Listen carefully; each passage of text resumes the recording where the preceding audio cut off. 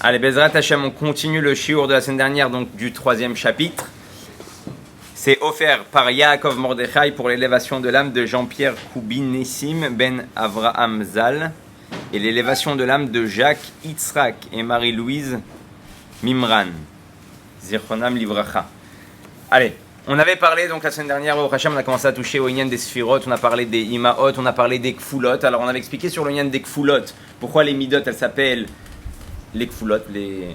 Comment on dit ça en français, les doublons, ouais, les doublés. Parce qu'on a dit qu'il y a deux manières de dévoiler ces midot, d'une manière cachée ou d'une manière raffée. On avait dit, c'est comme on avait dit avec les otiotes qui ont un point et les otiotes qui n'ont pas de point, qui sont le dagesh ou pas le dagesh. En réalité, on avait parlé aussi de l'exemple d'un enfant. Pourquoi chez l'enfant, les midot, elles sont fortes? Parce que sa tête, son chokhma binadat n'est pas assez capable de gérer les sentiments et les pulsions. Et donc chez un homme, on va avoir aussi cette catégorie-là. Des fois, nos midot, elles sont très, très fortes, très présentes, et des fois, elles sont plus calmes. Tout va dépendre à ce moment-là de combien notre tête est en marche, d'accord? Ou biur ha'inyan, ki ine asechel shebenefesh hamaskelet, shehu maskil kol davar nikra beshem chokhma. Et la semaine dernière, on a beaucoup parlé des midot, et on va plus parler au niveau du sechel, au niveau de chokhma binadat. Alors, on a expliqué que chokhma, c'est ce qui s'appelle koach ma. C'est quoi koach ma? C'est le début d'une notion, c'est pour ça que ça fait référence à la lettre Yud. Le Yud, c'est un point, c'est le début du Inyan. Donc on avait vu l'Inyan à la fin du cours de Yud Ke Vav Ke, on avait dit que le Yud, c'était Chokhma, le He, c'est la continuité du Yud qui va s'appeler en fait Bina, le développement. On va avoir le Vav, c'est les 6 midot, d'accord? Vav 6, Gematria 6, c'est les 6 midot et c'est un bâton. Pourquoi c'est un bâton? Parce qu'en réalité, c'est comment du Sechel, de Chokhma Bina Da'at, on est descendu dans les midot, d'accord? Les midot, elles descendent ici pour être dévoilées. On avait dit aussi que les midot, c'est pour nous et les autres, comme avec Akadosh Baruch Hu, pourquoi il se comporte à travers des midot de ce monde-là, c'est pour entre lui et nous, entre lui et le monde. Par contre, le Sechel, il est pour nous-mêmes. Et ensuite, on va arriver au dernier le dernier qui fait référence à Malchut, à la royauté, qui est l'action concrète. Et donc, dans la vie d'un homme, comme dans les mondes supérieurs, tout est formé de ce Yudke Vavke. Quelqu'un qui veut avoir un beau schéma et qui veut travailler correctement, il faut qu'il travaille avec le Yudke Vavke. C'est pour ça que les Averot, quand on fait des fautes, on est pogem dans la haute Yud, Ke, Vavke. Et là, ça fait comme Canal+. Ça met des... Si t'as pas le mémir, si t'as pas le modem, ouais, c'est flou, ouais, ça fait du bruit. Ou kshemotzi kocho el apoal kshemitbonen besichlo lavin davar lashuro leamko. Mitor reze davar chokhma muskal besichlo nikra bina. Et là, on va s'arrêter un peu plus sur le inyan de la bina. Il y a un inyan très très important. D'ailleurs, Mina Shamaim que t'es là ce matin, parce que c'était toi qui m'avais posé la question. C'est quoi la bina? Souvent, il y a beaucoup de gens qui ont beaucoup d'idées, beaucoup de choses qui leur passent par la tête, mais ils ne sont pas rentrés encore dans le Inyan de Bina. Comment je sais est-ce que la Bina chez moi, donc la compréhension est réellement arrivée? C'est que si le Rabbi Rayat il te dit, c'est que si tu es capable sur le sujet, sur le nocé, sur la notion aussi, d'habiller une histoire. Ça veut dire que si tu n'es pas capable de prendre maintenant, même un sujet très profond, de Kabbalah ou un sujet même pas shoot, et tu n'es pas capable de donner un mashal, tu n'es pas capable de donner une métaphore pour expliquer à une autre personne, c'est que toi-même tu ne l'as pas compris. Quand des fois quelqu'un dit je sais pas comment te l'expliquer, c'est que lui-même il n'a pas compris. Parce que s'il avait compris, il serait capable de juxtaposer cette notion-là avec quelque chose de concret, quelque chose de matériel, une image, une métaphore, une histoire qui viendrait te donner la notion. Pour ça qu'aussi que le Rabbi Rachab, il dit que quelqu'un qui ne sait pas expliquer à son prochain la notion, c'est sûr que le sujet n'a pas été compris. Et le Rabbi Rayat, il dit, donc il faut habiller avec une histoire. Quand tu habilles une histoire, c'est bon. C'est pour ça que Baruch Hashem, on s'efforce dans le cours du Tanya de donner pas mal d'histoires, pas mal de métaphores qui font référence à toutes les notions kabbalistiques qu'on a enseignées. Rabbi Hillel Miparich, vous avez entendu parler de lui. Rabbi Hillel Miparich, un très très très grand chassid qui est devenu par la suite le chassid du Admour Azaken. Bon, il y a beaucoup d'histoires, peut-être à l'occasion on parlera de lui. Il y a beaucoup d'histoires comment il a essayé toute sa vie de rencontrer le Admour Azaken, mais il a jamais réussi. À chaque fois qu'il arrivait dans le village, le Admour Azaken, soit il était déjà parti, soit il lui arrivait des galères.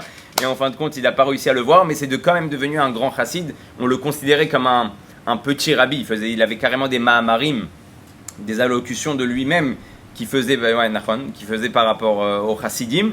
Et Rabbi Hillel de Paritch, il dit, vous savez, quand il y a Adam et Chava, il y a eu la faute. Une des punitions que Chava elle a eues, c'était quoi? Veu imshol bar. Ouais. Alors, ne vous excitez pas s'il y a des gens sur internet qui voient le shiur. On va donner l'explication profonde du Nyan parce que Veu imshol bar dans la Torah, c'est il te dominera. Alors, il y en a, ils ont pris vraiment ça au sens littéraire. Il te dominera dès qu'ils ont un problème de Shlom Bayit. Voilà, c'est écrit dans le truc. C'est l'homme qui doit décider, c'est l'homme qui doit dominer, c'est l'homme qui doit si. Et bien, au Hachem, dans notre génération, avec de plus en plus que la femme, elle reprend de plus en plus son réel rôle de Chava avant la faute, donc elle prend plus de place aussi dans tous les sujets de la vie. Alors les hommes, ils deviennent fous. Ah non, mais c'est écrit. C'est qui le maître de maison? C'est qui le patron? Ouim Sholbar, c'est Dieu qui a demandé. Rabbi Hillel de Paritch, il dit, c'est quoi Ouim Sholbar? Ia mashal shelcha. C'est quoi Ouim Sholbar? Ouais, c'est qu'en réalité, ta femme, elle devient, elle, ton machal. Ta femme, c'est ta métaphore.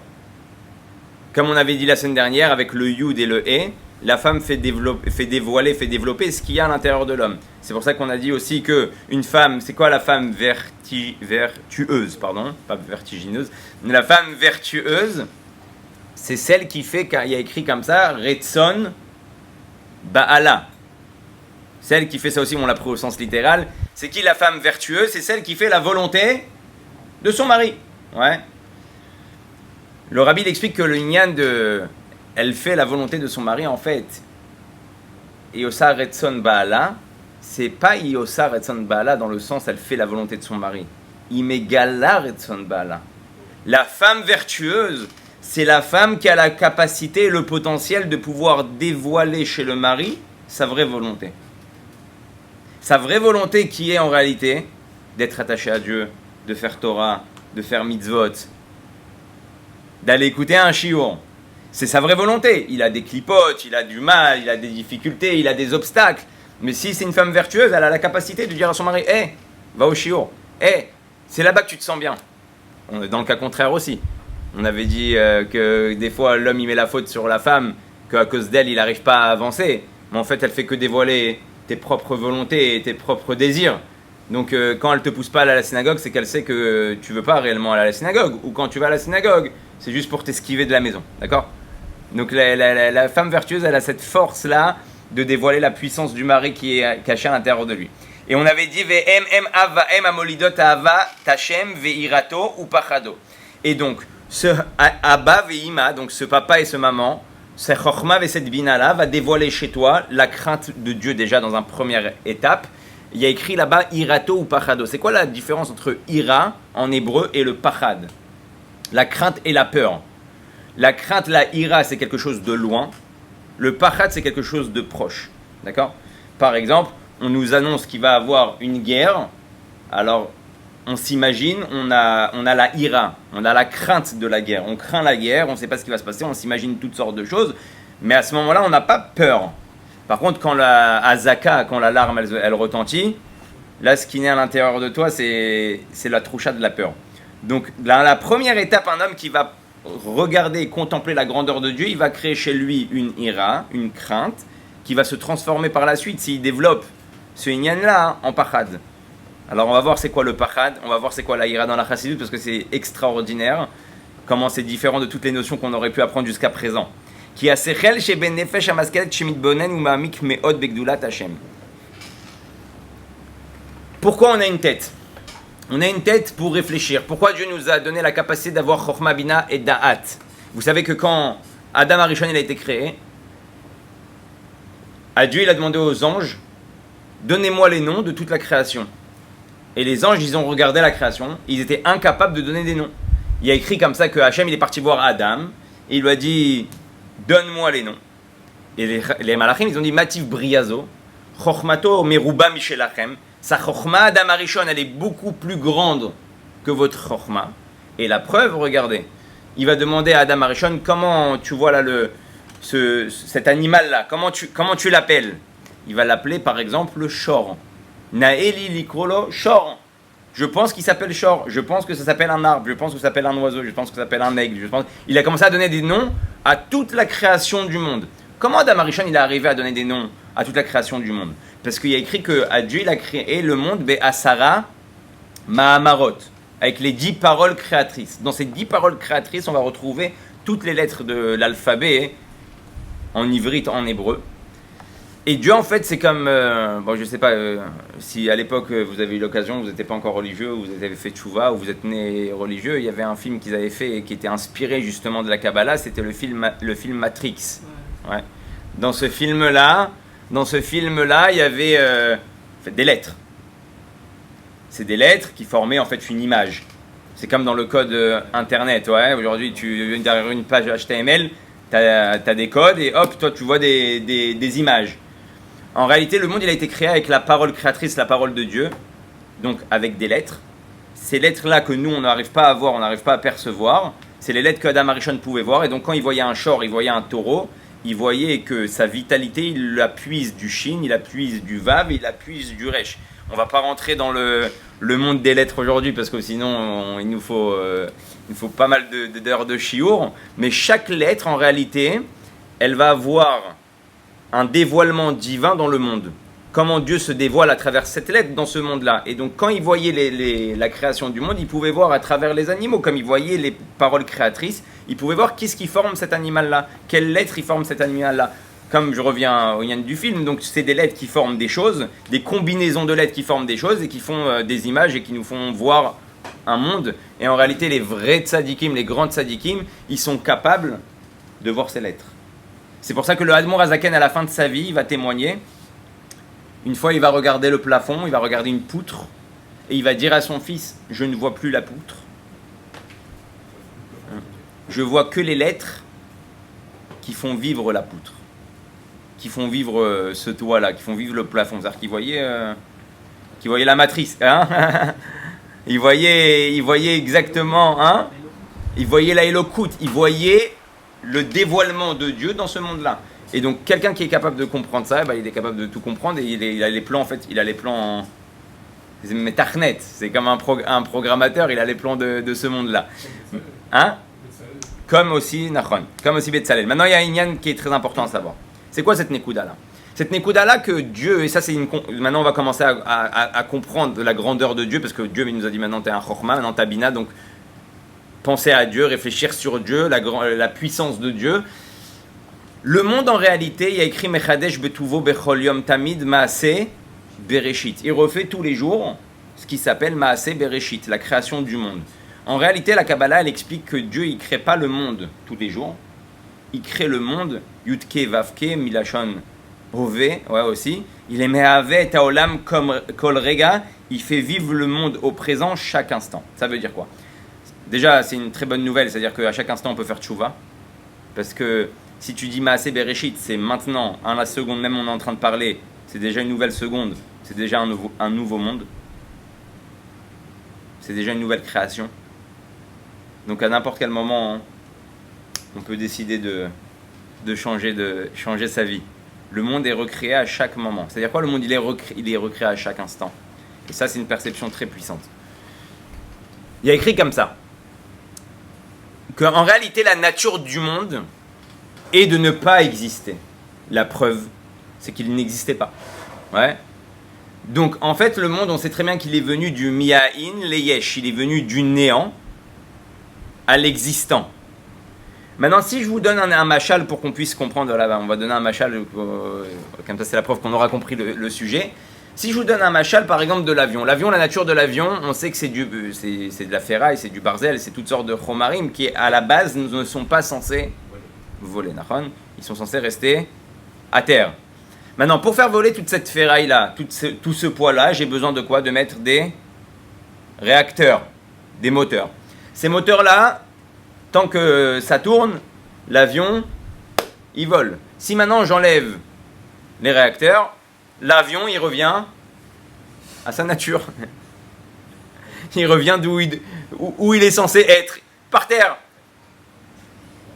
C'est exactement pareil avec la création d'Akadosh Baruch Hu. Le monde n'est pas censé exister. Si Dieu, une seconde, il arrête la création du monde, à travers ces lettres-là, à travers ces Asara Mahamarot, ben le monde, qu'est-ce qu'il fait? Les gens, ils pensent à Armageddon, ils pensent à l'Apocalypse, ils pensent à une météorite qui peut détruire le monde.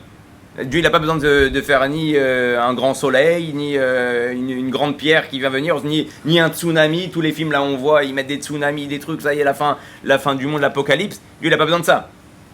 Il arrête juste de continuer les Asara Mahamarot, il arrête juste de dire les 10 paroles créatrices, et le monde s'arrête. Il n'y a plus rien. Plus rien ne peut être existant parce que tout est inexistant, de base. Et donc ça, c'est la contemplation. Quand tu vas comprendre, maintenant tu vas penser à ça, et que tu vas voir que tout ce que tu vois dans la rue, c'est les lettres de Dieu qui font vivre, qui donnent la vitalité à la chose à chaque instant. Déjà, tu vas vivre avec beaucoup plus de Hashgacha Pratit. Tu vas vivre avec beaucoup plus de providence divine. Tu vas comprendre que tout ce que tu vois, c'est dirigé par Akadosh Baruch Hu. Des fois, on a l'impression que le monde il est laissé à l'abandon à lui-même et que chacun fait un peu ce qu'il veut. Il n'y a personne qui fait ce qu'il veut réellement. Tout est dirigé, malgré qu'on a le libre arbitre. Même le libre arbitre, il est très limité. Ce sera peut-être pour un autre jour. En fin de compte, l'adresse à laquelle on va arriver, c'est la volonté de Dieu. Même si la personne avait le libre arbitre de te faire un dommage, c'est Dieu qui avait décidé que tu devais arriver à cette étape-là. Alors, après, il y a la punition sur le chaliar. Il y a la punition sur celui qui va prendre le rôle pour te mettre le coup de bâton ou te faire du bien. On peut parler aussi du bien, pour faire la bonne chose. Mais Arbe Shluchim Lamakom, Akadosh Baruch Hu, il veut t'emmener à une adresse, et après, il va laisser juste le libre arbitre à qui va t'emmener, qui va t'aider à aller à l'adresse dans laquelle Akadosh Baruch Hu, il voulait t'amener. Maintenant, juste pour continuer, il dit et là, on rentre dans 3 notions. Il y a une première notion de ce qui s'appelle dans la Kabbalah Memale Kol Almin. C'est quoi Memale Kol Almin? C'est la lumière de Dieu qui fait vivre les mondes d'une manière Memale. Il emplit le monde. C'est quoi cette lumière-là? C'est une lumière qui s'est contractée, c'est une lumière qui s'est limitée et qui va faire vivre chaque chose. C'est quand même une vitalité qu'on peut percevoir. Souvent, par exemple, tu vois les animaux, tu vois que c'est vivant. Donc c'est une vitalité qui s'habille dans ce monde-là, à la limite, par exemple, de chaque animal. Pas chaque animal reçoit la même vitalité, pas chaque être humain, pas chaque membre reçoit la même vitalité. Ton œil, il reçoit exactement, on sait très bien que si maintenant le cerveau, il donne plus de vitalité, c'est comme un chargeur, tu charges trop, combien on a vu les trottinettes électriques, elles ont pris feu. Donc Dieu, dans chaque membre de ton corps, il te donne la vitalité exacte par rapport au membre. S'il y a trop de vitalité dans un membre, ben le membre, il commence à se mettre en dysfonction, ouais, il disjoncte. Donc ça, c'est ce qui s'appelle le Memale Kol Almin. Dieu, il prend sa lumière et il l'habille dans un brin d'herbe, il l'habille dans un arbre, il l'habille en toi, il l'habille dans tes membres, il l'habille de partout. Après, on a ce qui s'appelle Sovev Kol Almin. C'est une lumière illimitée qui est autour des mondes, mais en fait qui est dans le monde. C'est juste une lumière qu'en réalité, on ne peut pas percevoir parce qu'elle est appelée Sovev, elle est illimitée. Donc c'est le but de rentrer toujours. Dieu, c'est la force d'Akadosh Baruch Hu, de rentrer l'illimité dans le limité. Et après, on a Kame Kelo Chashiv. Kame Kelo Chashiv, on arrive déjà à au-dessus. Kame Kelo Chashiv, c'est rien n'existe chez Dieu. Plus rien n'existe. Il y a une adresse chez Dieu parce qu'on est depuis le début, on est en train de parler de l'enchaînement des mondes. On est en train de parler de notre programme. Ouais, le programme qui s'appelle la Terre, qui s'appelle la vie. Mais au-dessus de ça, il n'y a plus rien. Les anges, ils ont été créés à une certaine étape. Les mondes ont été créés à une certaine étape. Les midot et les sphirotes ont été créés à une certaine étape. Mais avant cette étape-là, il n'y a que Dieu. Il n'y a rien là-bas. D'ailleurs, celui qui connaissait ça, vous savez c'est qui? Aman Aracha. Vous vous rappelez de Aman Aracha à Purim? Aman Aracha, qu'est-ce qu'il a fait? Il pile pour. C'est quoi il pile pour? Il a fait le Goral. Il a essayé de jouer avec le destin. Il a essayé de frapper à l'endroit, pas dans l'enchaînement des mondes. Parce que dans l'enchaînement des mondes, il sait que Akadosh Baruch Hu, il va aider le Ham Israël. Il va protéger le Ham Israël. Qu'est-ce qu'il a essayé de faire? Il a essayé de faire un niveau au-dessus. D'arriver avant l'enchaînement des mondes, où là-bas plus rien n'existe. Et quand plus rien n'existe, tu peux tout réécrire. Et c'est là-bas qu'il a voulu changer le destin du Ham Israël. Si je tape à Or Ein Sof Baruch Hu, si j'arrive à ce niveau-là au-dessus de même à l'école Almin, le monde qui est empli par la lumière de Dieu, mais Sovev Kol Almin qui entoure les mondes, j'arrive à Dieu lui-même. Là-bas, on peut tout. Bah oui, on arrive à la base du programme. Ouais, on peut faire un reset. Alors là-bas, je ne vais pas rentrer, c'est un Mahar Shalem, comment Dieu il a fait en sorte que même là-bas, Achesav le Yaakov, Ouais, et que Akadosh Baruch Hu, il est resté avec le Ham Israël là-bas aussi, et c'est comme ça que Haman il a compris que son programme il allait tomber à l'eau. Mais ça c'est le Inyan de la Hitbonenut. Quand tu réfléchis à toutes ces notions-là, tu comprends la petitesse de l'homme et tu comprends aussi la grandeur de Dieu. Ça c'est très important, parce qu'en général on se sent grand. Ouais. En général on se sent grand, et des fois, chas v'shalom, on pense que Dieu il est petit. Ah, vous me dire qui pense que Dieu est petit? Toi, tu penses que Dieu est petit. Parce que Dieu, il est beaucoup plus yetzirati, Dieu, il est beaucoup plus créatif que ce que tu penses. Des fois, tu veux arriver à un résultat et tu es en train de penser comment engendrer à Dieu de t'emmener à ce résultat-là. Ouais. Dieu, il est petit dans ta tête. Tu penses que tu crois contrôler les choses. Hein? Pas du tout. Jamais. On pense tout le temps qu'on contrôle les choses. C'est bien sûr que c'est faux. Mais ça, c'est une compréhension. Quand je comprends ça, donc je comprends comment Dieu il fait vivre à chaque instant chaque chose qu'il y a sur cette terre, comment il emplit chaque chose qu'il y a dans cette terre. C'est pas comme on a dit, c'est pas le Dieu du monde. Le monde, c'est Dieu. Ça change tout. C'est pas il y a Dieu et il y a un monde. Dieu, c'est le monde. Et là, ta perception de comment ta journée doit se passer, elle change. Nolda venitorera midat irat aromemut bemocho marchavto. Et sur ça, on va s'arrêter. Liro velit boshesh migdulato itbarach she'en nasof vetachlit. Et donc, quand j'arrive à waouh, comment Dieu il me fait vivre à chaque instant. Comment Dieu il est mechadesh betuvu becholem tamid maaseh bereshit. Comme on avait parlé la dernière fois un petit peu de l'espace, comment on est un grain dans cette voie lactée. Et dans ce grain-là, on a encore un grain parce que tu prends la planète, tu prends la Terre, ensuite tu prends toi, roule, tu comprends que tu veux... Et avec tout ça, c'est ça la force de la chassidoute, c'est pas de te laisser à l'adresse où on te fait croire que l'homme est petit et Dieu est grand, si on t'explique qu'avec ta petitesse, tu peux arriver au plus grand des plus grands. C'est ça la force. Parce que je peux dire à un homme combien il est petit toute sa vie, il va se sentir peut-être un cafard ou peut-être écrasé ou peut-être vraiment comme quelque chose qui sert à rien. Mais si je lui explique pas que c'est Dieu qui a voulu comme ça et que toi, tu as la possibilité d'accéder au plus haut des plus hauts, alors tu arrives à juxtaposer ce qu'on appelle le gvoul et le bligvoul, le limité et l'illimité. Je suis limité, mais je peux atteindre l'illimité parce que c'est Dieu qui a mis cette possibilité-là dans son programme. Et là, il te dit maintenant, c'est quoi la Nekuda? Quand tu vas être mitbonen à ça, tu vas commencer à avoir de la ira. Tu vas commencer à craindre Dieu. Le Admour Azaken, dans le Tanya, il va même pas commencer à parler de la ira. Là, je vous rappelle qu'on parle de la Nefesha Elokit, on parle de l'âme divine dans le Perek Shalosh, dans le troisième Perek. Il va même pas parler de la irat à Onesh. Il va même pas parler de la peur de la punition. Souvent, on craint Dieu parce qu'on a peur de la trecha. On a peur de la mauvaise nouvelle, on a peur de la punition. On arrive à Rosh Hashanah avec une peur, la seule peur qui nous fait des fois vibrer, c'est qu'il voit ce qui va se passer cette année avec moi. Ouais. Et à ce moment-là, tu as oublié Dieu. Parce que tu as peur pour toi. Tu n'as pas compris en réalité c'est quoi la crainte et c'est quoi la peur. Le Admour Azaken, il appelle la crainte de Dieu la irataromemut. Quand je comprends la grandeur de Dieu, j'arrive à ce qui s'appelle les hitboshesh. Les hitboshesh, avoir honte. Avoir honte, c'est otiot tchouva. Les hitboshesh, c'est ne mettre que la tchouva. En réalité, comment on peut arriver à cette compréhension-là? Comme ça, le Rabbi Rayatz dit que quelqu'un qui vit dans la peur de la punition, ouais, qu'est-ce qui va se passer? J'ai fait une avéra, Dieu va me faire ci, Dieu va me faire ça. Attention, c'est pas que ça n'existe pas. Dieu l'a mis aussi, comme on a dit, un système. Vous faites ci, vous recevez ça, vous faites ci, vous recevez ça. Mais le type, son manoa, son moteur de comment il sert Dieu, en fait, ne tourne que autour de lui, de sa propre personne. En réalité, il craint pas Dieu. Il craint ce qui va lui arriver. C'est un bon début. C'est un bon début.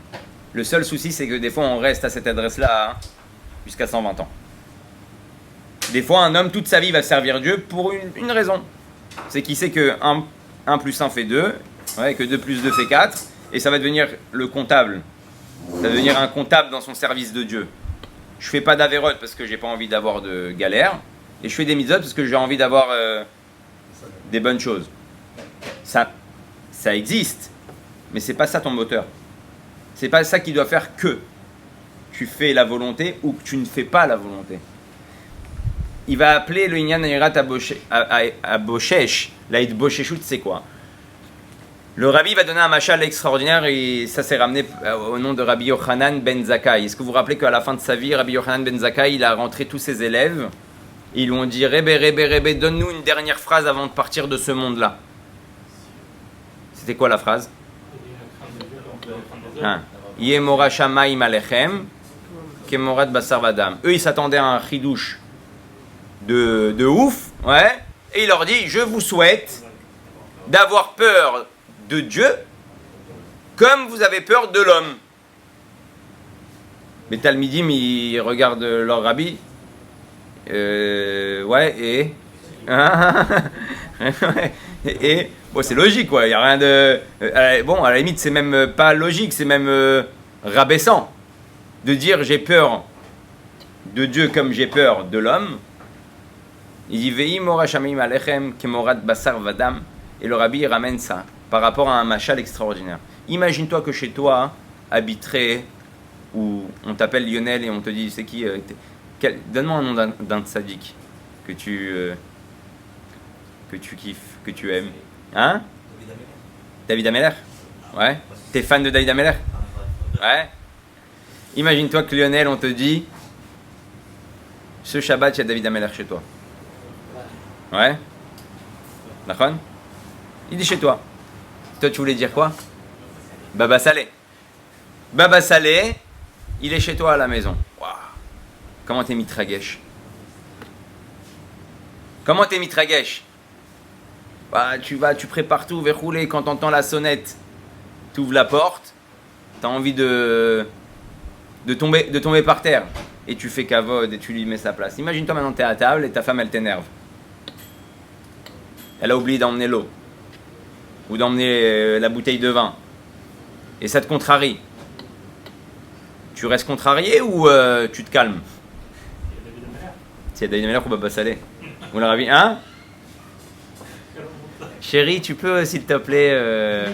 Ouais, t'as juste omis de poser la bouteille. Ouais, je vais aller la chercher. Reste ici, il n'y a pas de problème. Et donc, il te dit, c'est ça la Inyan de Yirat Bosheshut. Quand tu comprends la grandeur de Dieu, c'est plus que tu as peur d'une punition de Dieu, c'est que tu as honte vis-à-vis de Dieu. Dieu, il devient chez toi à ce moment-là, hein, omniprésent. Comme moi, tu me dis, le rabbi, il est chez toi à la maison, je vais être le plus grand des tzadikim pendant ce Shabbat-là. Hein? Je vais être le plus grand des tzadikim. Ni un mot de travers, ni une pensée de travers, ni une réaction de travers.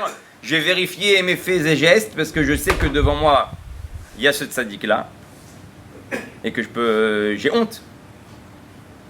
Une des choses que le Tzemar Tzedek dit que quand un homme il rentre chez lui à la maison et qu'il embrasse la mezouza, à quoi il doit penser? C'est ce qu'il dit le Tzemar Tzedek. Il dit tu dois penser à cette phrase-là de Rabbi Yochanan ben Zakkai. Ouais. Iye mora shamayim alechem kemorat basar vadam. Là, tu rentres chez toi, il n'y a plus personne qui te regarde. C'est comme si demain je te dis, tu as fait une avéra, et d'un coup je te dis, tu sais que tu t'es fait griller avec des caméras? Hein, comment tu te sens? Hein? Tu as fait une avéra, on dit, hey, dis-moi, c'est quoi cette vidéo-là que j'ai vue? C'est toi qui as... Hein? Comment tu te sens? Alors si on te dit une caméra, elle t'a grillé, et c'est que des êtres humains qui t'ont vu, tu as envie de t'enterrer, tu deviens blanc, et que tu n'as pas la perception que Dieu il est omniprésent, et que tu n'as pas la Yirat Boshesh, cette ira-là, cette honte-là vis-à-vis de Dieu, de la grandeur de Dieu, en réalité tu n'es pas encore arrivé dans ce qui s'appelle la Yira. Tu n'es pas arrivé encore à la crainte de Dieu. C'est pas ça la crainte du ciel, d'avoir peur qu'il va t'arriver quelque chose. Et donc ça c'est la Nekuda, la première Nekuda de Yirat Boshesh, et ça vient qu'avec une perception divine de Chochma et Bina. Maintenant autre chose, vous savez que le Rabbi, on a parlé du Tzemar Tzedek, le Tzemar Tzedek, Une fois, ils lui ont servi en Farbrengen un alcool à 90 degrés. Pas mal. Hein? Il a... à Lubavitch. Ouais. Ils lui ont servi un alcool, il a bu un verre, 2 verres, 3 verres. Normalement, un verre, c'est bon. Il en a pris 3. Et à un moment, il a fait comme ça. Et on a vu qu'il n'y avait plus aucun effet de l'alcool qu'il a bu. Ils lui ont posé la question, hein, comment tu as fait pour réussir à annuler l'effet d'alcool dans ton corps? Vous savez qu'il y a un passou qui dit que quand quelqu'un il est sous, pachad mefigo. C'est-à-dire quoi? Même tu es en plein pourim, tu es en plein michté, tu es en train de boire, tu es en train de dire les chaim, d'un coup il y a une azaka, combien même tu tes trucs, tout de suite tu te... Ouais, il y a plus... Hein, tu décuves sur place parce qu'il y a un danger qui est en train de se passer, donc ton esprit il reprend le contrôle de ton corps. Il dit quand j'ai été mis de bonen, au même moment où j'ai été mis de bonen sur la grandeur de Dieu, le pachad, ouais, cette crainte-là, cette peur-là de la grandeur de Dieu, a enlevé tout l'effet de l'alcool. Maintenant, pourquoi on parle de ça? Parce que tu ne peux pas avoir de réel amour sans passer par la case crainte. Quelle crainte? Cette crainte-là. Quand tu vas avoir en réalité la hitbosheshut, tu vas avoir la honte de la grandeur de Dieu, tu vas commencer à aimer Dieu. Je vais vous donner un autre machal. Ou pachad Hashem belibo. C'est quoi le autre machal? Imagine-toi, toi tu as dit Baba Salé. Ouais, mais on va continuer avec le machal de Baba Salé. Imagine-toi que Baba Salé, tu es dans une grande iloula, il y a Baba Salé, avec 2000 personnes dans le oulam, et toi tu es assis comme tout le monde, et donc tu crains Baba Salé, tu respectes Baba Salé, tu as la honte vis-à-vis de Baba Salé, donc c'est cette notion-là qu'on est en train de dire. Et d'un coup Baba Salé, il te montre toi du doigt, et il te dit, ouais, il te fait comme ça. Comment tu te sens à ce moment-là? T'es kulcha mitragesh. Moi, tu tournes à droite, tu tournes à gauche, et les gens ils te disent oui, oui, c'est toi, c'est toi. Et tu te rapproches de Baba Salé, et il te dit, Ya Wildi, mon fils, fais-moi plaisir, va me chercher un verre d'eau. Tu regardes tout le monde, ouais. Du fait qu'il t'a demandé un service à toi, au même moment tu ressens quoi? De la hava, de l'amour. Comment une personne aussi grande, comment une personne aussi respectueuse me regarde à moi, me demande à moi, et là tu vas prendre un verre, tu lui donnes, et Baba Salé il te dit assis-toi à côté de moi. Comment tu te sens? Hein? T'es comme ça, t'as la banane sur le visage, c'est des trucs, t'es heureux, tu comprends même pas ce qui est en train de t'arriver. Par le respect envers Baba Salé, par le respect, comme on a dit, la hitbosheshut, la honte que tu as envers la grandeur de cette personne-là, alors quand il va venir vers toi, tu vas faire jaillir chez toi un sentiment d'amour extraordinaire. Une personne que tu ne respectes pas, ou que tu n'as pas honte de lui, même il te demande un service, ça t'a fait ni chaud ni froid. Il te dit c'est exactement pareil avec Akadosh Baruch Hu. Quand tu vas comprendre la grandeur de Dieu et que tu vas comprendre que Dieu il te demande à toi un verre d'eau. Mets les tefilines, mets la tzedaka, mets ton talit, mets ton tzitzit. Quand tu vois qu'en fait Akadosh Baruch Hu il parle avec toi tous les jours, il te demande tes services. Ouais, bien sûr que c'est Akadosh Baruch Hu, il n'a pas besoin de toi, mais il te demande à toi un service. Dévoile Dieu dans le monde à travers les mitzvot que je t'ai donné, à toi il te parle personnellement. Ça va réveiller chez quoi cette hitbonenut là? L'amour envers Akadosh Baruch Hu. Et il te dit Veiklot anefesh kedeita unersef avec un kalm tanafshi. Alors là on va rentrer dans un autre sujet, je crois que ouais. Alors on devait rentrer dans un autre sujet la semaine prochaine. On va parler Bezrat Hashem de ce qui s'appelle Klot anefesh, parce qu'après ces deux étapes là on arrive à une étape dangereuse. C'est quoi l'étape dangereuse? Klot anefesh. Ça nous arrive à nous aussi. À chaque fois qu'on s'approche de Dieu, on oublie souvent le monde. Plus on se rapproche de Dieu, et plus on oublie qu'il y a un monde. On oublie qu'il y a une femme, on oublie qu'il y a des enfants, on oublie qu'il y a un entourage. Moi, je suis bien avec le divin, je suis bien avec le spirituel, laisse-moi m'envoler. Ouais, et qu'on me laisse tranquille. C'est pour ça que l'Admor Azaken, il va dire que la Kirval et Elohim peut amener, le rapprochement à Dieu peut emmener à la colère. Comment c'est possible? Dieu déteste la colère. Comment en se rapprochant de Dieu, tu es devenu coléreux? En réalité, tout simplement, quand tu vas arriver au niveau de Klot HaNefesh, tu vas arriver à un niveau où tu t'envoles dans les mondes spirituels et tu t'approches du divin, tu t'approches de ce monde-là, tu vas commencer de plus en plus à détester même ce monde. Le seul problème qu'on a dans ça, c'est que la volonté de Dieu, et sur ça je vais finir, et on développera ce sujet beaucoup plus la semaine prochaine, la volonté de Dieu, c'est que tu atterrisses. Quand tu prends un avion, on va prendre le machal de l'avion, quand tu prends un avion, il y a un but, c'est d'arriver à destination. D'accord ? Si on te dit l'avion, il vole, mais le Cabernet, il te dit on ne sait pas combien de temps le vol va durer. Quoi ? Ouais ? On ne sait pas combien de temps. On va voler et on va voir. Ouais. Attends 2 secondes. Moi, j'ai pris l'avion pour arriver à Paris. J'ai pris l'avion pour arriver à New York. Le but, c'est d'atterrir. Donc, quand même Dieu, il te fait augmenter dans les niveaux spirituels, quand Dieu, il te fait t'élever, il y a un but derrière. C'est que tu saches atterrir. Il t'a pas envoyé là-haut pour que tu restes perché là-haut. Sinon, tu n'as rien compris la notion de c'est quoi un avion. Et il te dit à Kadosh Baruch Hu, c'est exactement pareil. Des fois, je vais te faire des moments dans ta vie où tu vas te sentir comme ça t'envoler. Et à ce moment-là, si tu ne comprends pas que je t'ai envolé pour atterrir, bah tu vas Chazé Shalom, sûrement t'écraser. Des fois, la personne, il est tellement bien dans son shiur Torah, il est tellement bien dans sa synagogue, il est tellement bien en réalité dans sa tfila, que quand il rentre à la maison, c'est plus un calvaire qu'autre chose. Ça peut me dire, tu sais quoi, viens, on doit aller au Sherad. Lui, il est en mode Torah, Gdusha, s'attacher à Kadosh Baruch Hu, d'un coup, elle le redescend 10 lieues sous les mers, ouais, elle lui dit, viens, on va au Sherad, il faut un truc, il faut acheter ça, et lui, tu lui parles de matérialité, tu lui parles de ce monde-là, il te dit, hey, laisse-moi tranquille, quel rapport? T'aurais pas pu faire les courses avant, t'aurais pas pu aller tout seul, t'aurais pas pu prendre un taxi, Si Dieu t'a permis d'arriver là-bas, hein, c'est pour que tu puisses emmener cette lumière en bas, hein, dans ta maison. Et si tu ne sais pas atterrir, c'est le monde qui va te faire atterrir. Et ça, c'est le prochain sujet qu'on va développer, Be'ezrat Hashem, le Inyan de Klot HaNefesh, le Inyan de Ratso Veshov. Pourquoi Dieu t'autorise à accéder à des niveaux spirituels et des sentiments de Shrina, de Gdusha, de Hitkarvut, d'attachement à Dieu?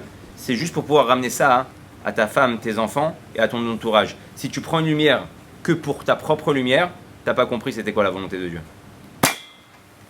Allez, des bonnes nouvelles.